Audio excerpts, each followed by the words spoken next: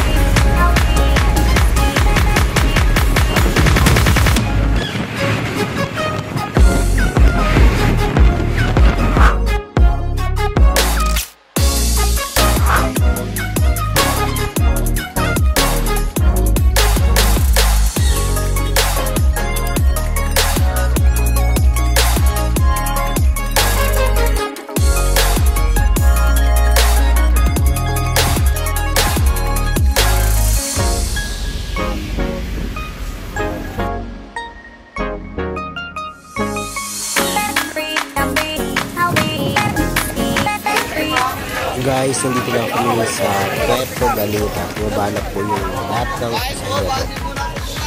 Siguro, ayun nga po, sakto 2 hours po yung travel po namin. So ngayon, kakain muna kami kasi gutom na po kami kasi nga po may mga aberya or delay yung aming travel.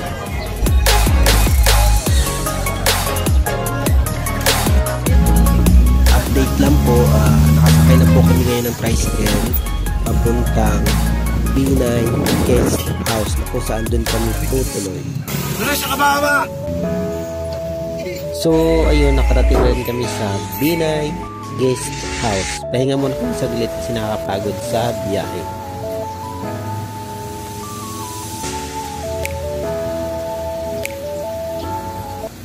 So ayun, ipapasyal ko po kayo ngayon sa Puerto Galera White Beach. Kung mapapansin nyo po, maraming tao ang pupunta po dito kasi nga malapit po sa Metro Manila at mabilis po yung access. Kaya panoorin nyo pong video ito para may idea rin po kayo kung gaano kaganda ang Puerto Galera ng Mindoro.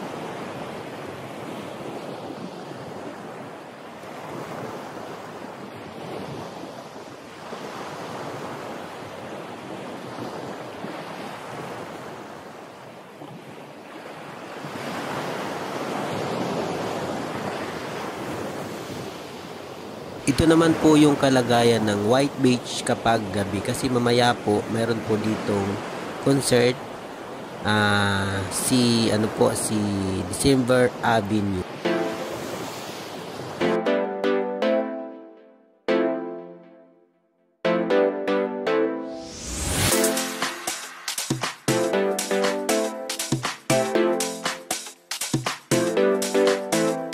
At kinabukasan naman po pumunta po kami sa underwater cave para magpa-picture po. Ito po yung ganda ng nature.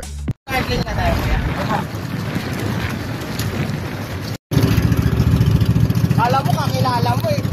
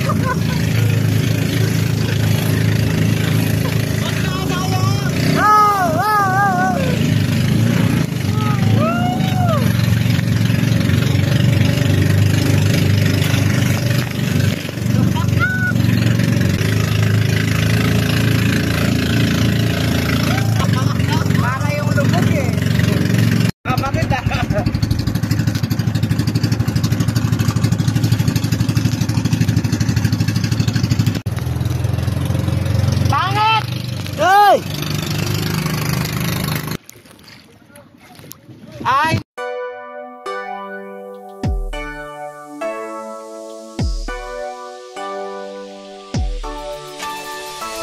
Ngayon naman po, pupunta po kami ng Mangrove Park na kung saan marami daw ditong paniki. Pero pagdating namin dito is hindi rin kami nakapasok kasi nga po, close daw po ito. Not sure kung bakit po naka-close. At sa hindi nakakaalam, dito rin pala yung ni Willie Rebellame. Lugar na kung saan may bahay po siya dito. Ang ginawa na lang namin dito is nag-picture-picture po kami kasi kung papansinin nyo po, maganda naman po yung view. Makikita po natin yung galyon na kung saan ginamit daw ito nung unang panahon, kaya na preserve po nila, kaya naging tourist spot po sa lugar po na ito.